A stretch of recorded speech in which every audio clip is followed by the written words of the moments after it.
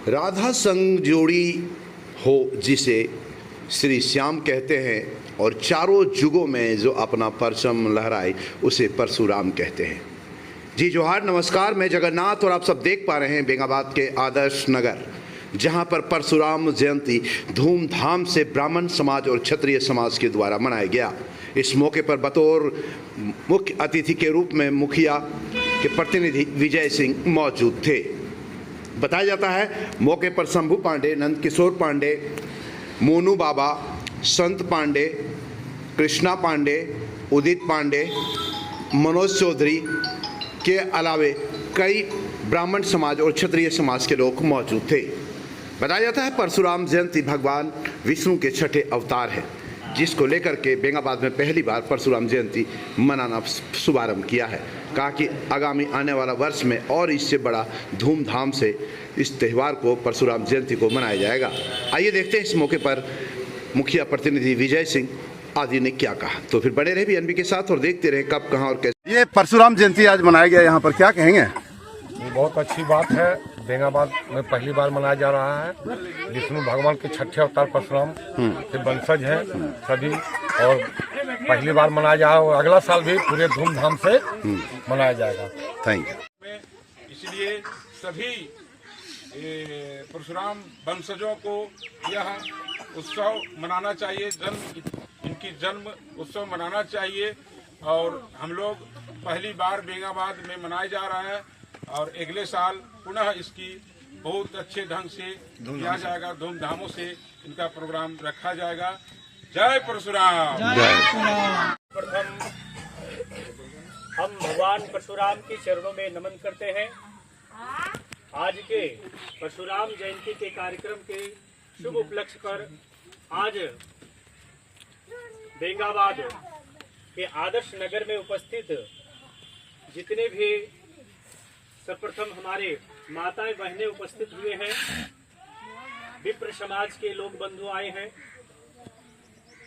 भगवान परशुराम के मानने वाले तमाम सेना, साथ ही हम सबों के गार्जियन के स्वरूप हमारे बड़े पापा यहाँ उपस्थित हैं।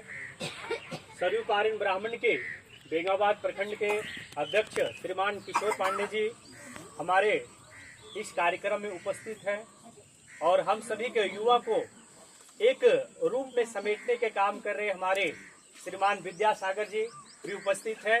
साथ ही बेंगाबाद पंचायत के मुखिया का प्रतिनिधित्व कर रहे हैं हमारे श्रीमान विजय सिंह जी यहाँ पे उपस्थित हैं, और साथ ही जितने भी गण्यमान्य सभी बड़े भाई बंधुगण आए हैं। आप सभी को अच्छी तृतीया के इस पावन पर्व पर जो भगवान परशुराम की जन्म उत्सव मनाया जाता है, आप सबों को एक बार पुनः ढेर सारी शुभकामनाएं देते हैं। जय परशुराम। जय परशुराम। हम सभी जानते हैं कि भगवान परशुराम भगवान विष्णु के छठे अवतार है,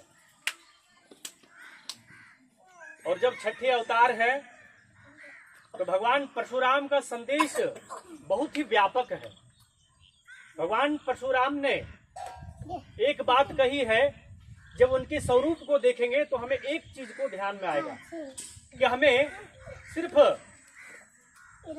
शास्त्र और वेदों को लेकर नहीं चलना है, शास्त्र को भी लेके चल रहे हैं, उसी प्रकार शस्त्र को भी साथ में लेकर चलना पड़ेगा, तब इस समाज को हम आक्रांताओं से सुरक्षित कर पाएंगे। जय परशुराम। जय परशुराम। जय परशुराम। भगवान परशुराम के जब स्वरूप को देखेंगे तो एक हाथ में परशु लिए हुए हैं और वेदों को अनेक स्वरूपों में अपनी रचनाएं किए हैं, और आज उसी स्वरूप को ध्यान में रखकर हम जितने भी भगवान परशुराम के मानने वाले हैं उनसे यही आग्रह करेंगे, जिस प्रकार आप अपने वेदों, अपने शास्त्रों का संरक्षण करना चाहते हैं, तो भगवान परशुराम की भांति हमें शस्त्र को भी धारण करना होगा। बिना शस्त्र धारण किए हुए हम अपने शास्त्र की रक्षा नहीं कर सकते। हमारे समाज में एक मिथ्या फैला दी गई है कि भगवान परशुराम जो है केवल ब्राह्मणों तक ही सीमित है। ये बहुत गलत है। भगवान परशुराम जो है सभी समाज के सभी वर्गों को लेकर चलने वाले हैं। क्योंकि जब हम जानते हैं कि जब बौद्धों का काल हुआ तो उस समय सिर्फ शांति व्यवस्था कायम करने के लिए शस्त्र उठाने की बात नहीं कही गई। तो क्या हुआ कि बाहरी आक्रांतें आती गई और हम शांति के पुजारी मात्र बने रहे। लेकिन भगवान परशुराम का यही कहना है कि अगर हम वैदिक धर्म की रक्षा करना चाहते हैं, अपने समाज को आक्रांताओं से बचाना चाहते हैं, तो हमें शस्त्र उठाना पड़ेगा। और उसी प्रकार भगवान परशुराम ने जो आक्रांता राजा थे, ये समाज में बता दिए गए कि भगवान परशुराम ने क्षत्रियों का वध कर दिया। क्षत्रिय का क्या है? विरोधी है। तो भगवान परशुराम क्षत्रिय का विरोधी नहीं है। वो क्या किए? जो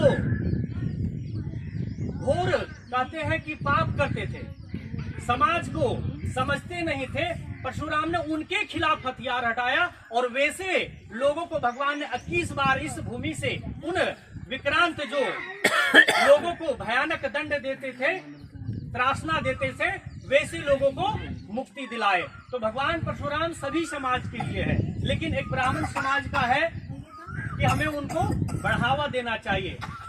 अब सबसे पहले तो क्षमा प्रार्थी है कि सभी जितने भी विप्र समाज है और उनके परशुराम के वंशज जो है, उनके मानने वाले हैं, हम सभी तक नहीं पहुंच पाए, इस बार तो नहीं पहुंच पाए, लेकिन आशा करते हैं कि अगली बार जब अक्षय तृतीया आएगी, भगवान परशुराम की पुनः जन्म उत्सव जब मनाई जाएगी, तो हम एक विशाल सभा का आयोजन करेंगे और भगवान परशुराम की विख्याता का गुणगान करेंगे। और इन्हीं शब्दों के साथ मैं अपनी वाणी को विराम देता हूँ।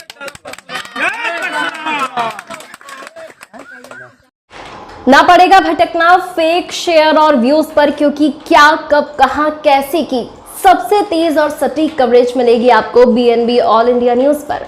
हर खबर को आप तक पहुंचाने से पहले खरे सोने की तरह तौलेगा। आप बने रहें BNB ऑल इंडिया न्यूज के साथ, क्योंकि BNB सच है तो बोलेगा।